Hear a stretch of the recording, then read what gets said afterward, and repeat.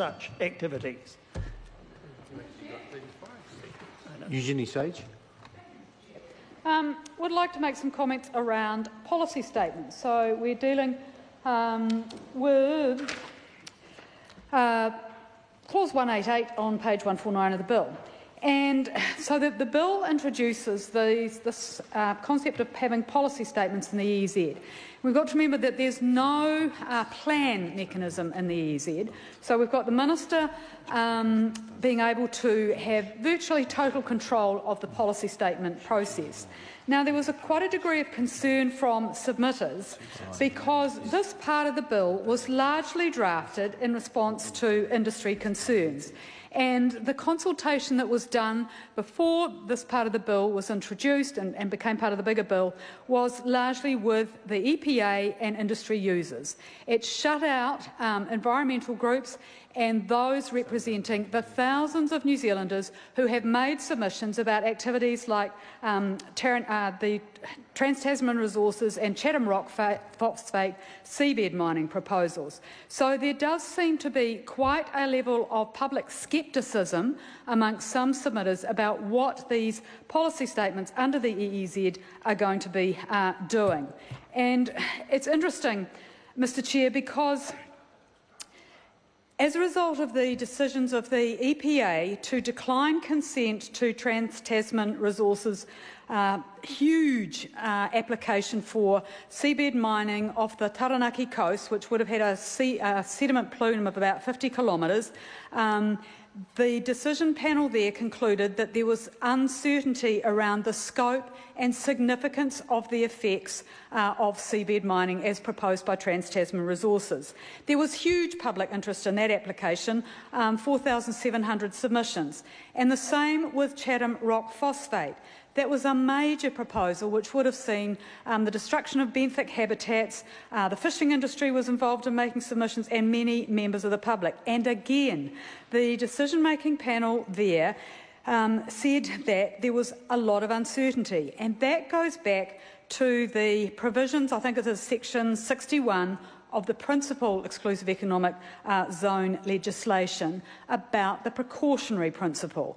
So once those decisions had come out and the EPA had said no to major seabed mining because of uncertainty about the scale of effects, then the industry came along and started lobbying government, and lo and behold, we end up with the provisions in this bill that allow the development of policy statements.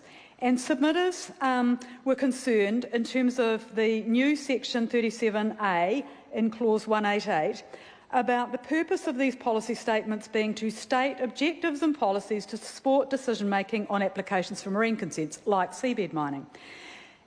Originally in the bill as introduced, that wasn't constrained by having to have the policy statements implement or be consistent with the purpose of the Principal Act, the EEZ Act.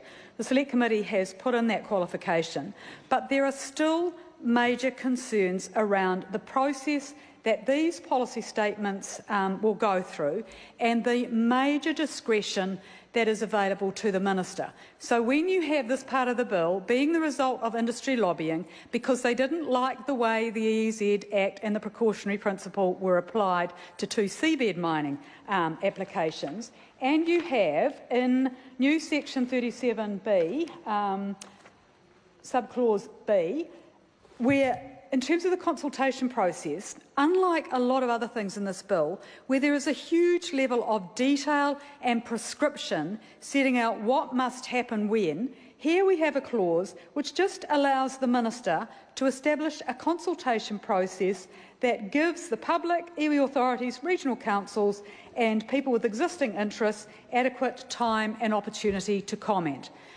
Unlike the national policy statement process in the RMA, and this is all supposed to be integrated legislation, remember, there is quite a robust and detailed provisions around how a national policy statement should be developed. Here, these EEZ policy statements are much looser. So the Minister has a lot of discretion around what sort of consultation will occur.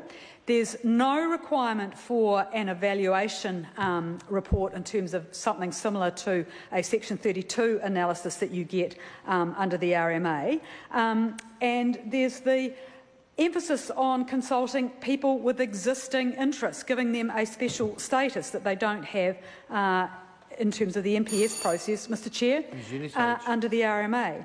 So I have to ask the Minister, why is there so little detail around the consultation process here, and why has this provision gone into the bill and will go into the Act as a result of industry being concerned about the precautionary principle and the way it was applied in the decisions on Chatham Rock Phosphate and Trans-Tasman resources? Because this level of discretion makes us very suspicious about the potential for a minister to override the primary legislation by going through a national policy going through an EEZ policy statement process and putting in place policies which will undermine the precautionary principle. And if that happens, of course, it will be much easier for Trans-Tasman Resources and others who want to go ahead with these trialling and experimentation with massively destructive seabed mining, never been tried in deep waters like they're proposing here. New Zealand is the experiment for it. Why does the Minister have such discretion when these policy statements can potentially override the provisions in the Principal Act? And why has there been no public consultation on the development of this section before it became part of the bill, when there was consultation with user groups and industry stakeholders? So we are quite suspicious of the purpose of these policy statements, given that it's obviously been something that the industry has wanted.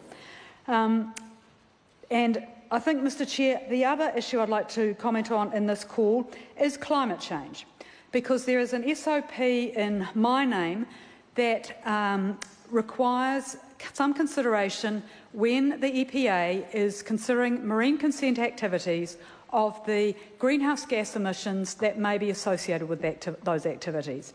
As Sir Geoffrey Palmer said in a major address on the RMA and our planning legislation last year, and I quote, "Planning for climate change in future is an enormous issue, and central government so far in New Zealand has not taken that on board."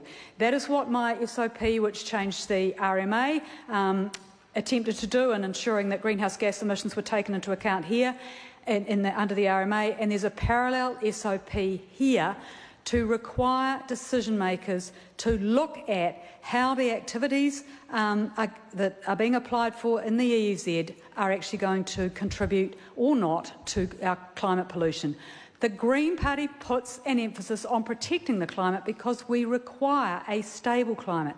This government, in voting down the changes to the RMA, which would have seen it go back to the provisions prior to 2004, which would have allowed decision makers to take that into account, I imagine will vote down the similar SOP here. But we have a responsibility to look at how we are impacting on the climate. And the government can't just keep dismissing actions that would be directed towards mitigation and just focus on adaptation.